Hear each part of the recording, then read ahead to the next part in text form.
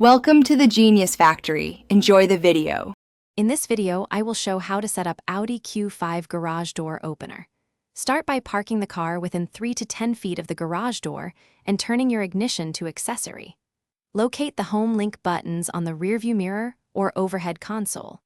Have your garage remote ready and fresh batteries installed. We'll walk through programming each button, testing the door, and troubleshooting common issues together in simple steps. Before we program, gather everything and set up the car for success. Make sure the remote has fresh batteries and the Audi is close to the door.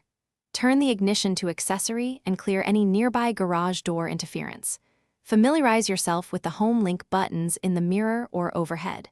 If you have a rolling code system, keep the garage motor's learn button nearby. These prep steps make programming faster and avoid frustration. Programming is straightforward once you know the steps. Press and hold the home link button you want to program until its light flashes slowly. Then, while holding that button, press and release your garage remote button until home link flashes rapidly or changes color. For rolling code openers, go to the garage motor, press its learn button, then return to the car and press the programmed home link button twice to finalize sync. Test by operating the door.